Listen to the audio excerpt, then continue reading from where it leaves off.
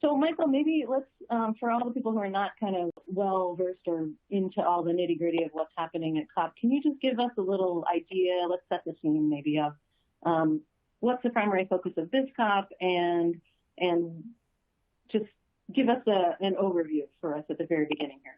Absolutely. Thanks, Debbie. So this is the 25th Conference of Parties to the UN Framework Convention on Climate Change, which means it's the 25th year in a row that countries have arrived at this conference to continue negotiating an international solution to the climate emergency. And obviously, those negotiations have grown increasingly urgent and increasingly difficult in a lot of cases over those years as the climate change situation has grown somewhat more dire and more pressing.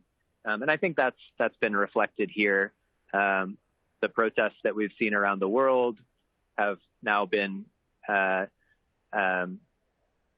inside the conference venue. We saw some protests here inside COP25, which was a pretty dramatic moment.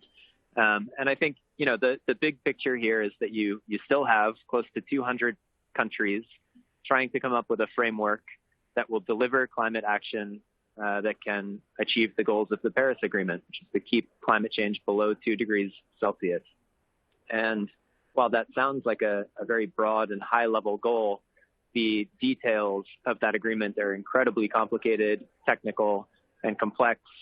And what you have is delegates inside of the negotiating halls working through those details, trying to come up with a rule book for the Paris Agreement.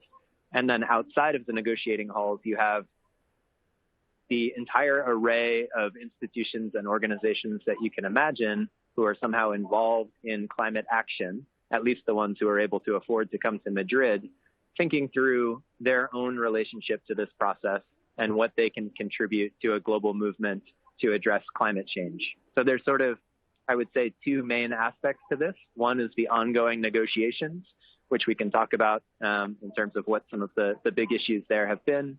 And then there's the huge community of organizations and institutions that are trying to come to terms with how they can transform themselves or how they can push this community of negotiators and countries to do the things that need to be done in order to help the communities that they represent either prevent climate change impacts that will harm them or adapt to the impacts that do occur, or in the worst case scenario, somehow deal with the harm that climate change is already incurring around the world, such as displacement, which we're seeing in record numbers.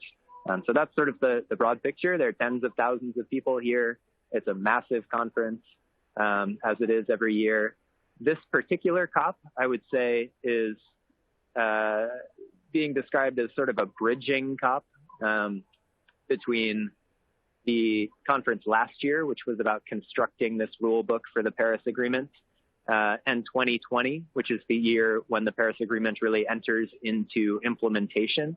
And so the entire agenda here, at least for those countries and delegates that support very ambitious climate action, was around how to get the most out of that agreement, how to push country plans in as ambitious a direction as they can possibly go, how to push multilateral development banks to support those agendas, how to push the broad financial architecture in that direction. This was a COP that was about putting in place the level of ambition that's needed to ensure that the Paris Agreement can actually achieve its goals.